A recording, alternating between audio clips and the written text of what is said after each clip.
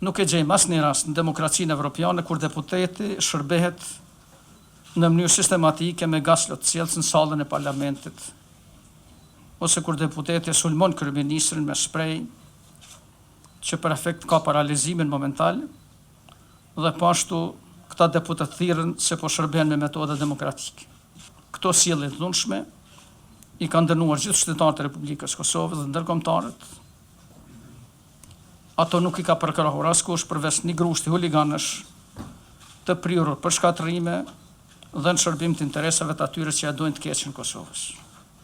Pra dhe opozita bën mirë ta pres vendimin e gjykatës kushtetuese dhe ta pranoj atë e të mos vendos vetgjyqësinë, sepse nuk është në kompetencën e opozitës as taskujt që të interpretojë marrëveshjen, por është në kompetencën tani të gjykatës kushtetuese të Republikës Kosovës.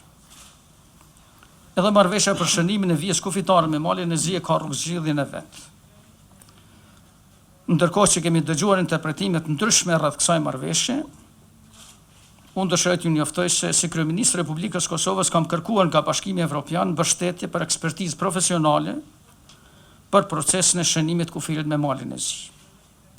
Të njëjtën gjë do ta kërkoj edhe nga Shtetet e Bashkuara të Amerikës, ku vendi i Kosovës do të funksionojë pa penguar dhe do të kryejë detyrat e tij për t'ia mundësuar qeverisë që të ndërmarrë reformat e duhura për zhvillimin e vendit, sundimin e rendit, ligjit dhe përmbushjen e obligimeve në procesin e integrimit evropian. Pamja e bllokadës dhe dhunës janë imazhe jo reale dhe të këqija për Kosovën. Qeveria që unë drejtoj është e gatshme për bashkëpunim me opozitën, është e gatshme dhe mirë pret oponencën e saj, por nuk do të gjunjëzohet as përballë skenarëve të bllokimit dhe të dhunës, dhe përballë përpjekjeve që rotacioni të bëhet me metoda jo demokratike. Në marrëveshjen në disa pika është paraparë që fazat më të rëndësishme të marrëveshjes të kalojnë përmes gjykatës kushtetuese, përkatësisht të kërkohet mendimi i gjykatës kushtetuese. Është paraparë që mendimi i gjykatës kushtetuese do të kërkohet lidhur me parimet themelore të kësaj marrëveshje. Nëse gjykata kushtetuese thotë se ato parime themelore janë në harmoni me kushtetutën, atëherë ne do të japim sinjalin për përgatitjen e statutit.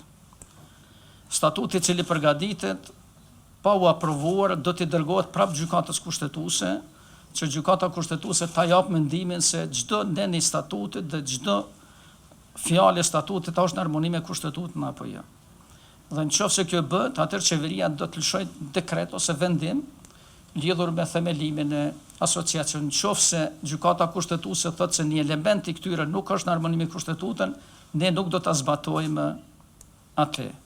Është parapaashtu që gjitha ndryshimet e mëvonshme të cilat do të bëhen në statut nuk do të kalojnë pa mendimin e gjykatës kushtetuese, sepse ka ekzistuar rreziku që kuvendi i asociacionit, pas një vite kur ta rishtojë performancën e asociacionit, të mund të bëjnë ndryshime të statutit, mirë, po ne kemi pamundësuar që kjo të bëhet pa mendim të gjykatës kushtetuese. Prandaj në këtë aspekt nuk mund të them sot sa do të bien marrëveshje krejt apo jo, por mund të them se asnjë element i marrëveshjes ose asnjë element i statutit nuk do të kalojë nëse gjykata kushtetuese thotë se ai nuk është në harmoni të plot me kushtetutën e Republikës Kosovës. Nëse thuhet që edhe marrëveshja si tërësi nuk është, atëherë marrëveshja nuk zbatohet, por kthehet prapë në Bruksel.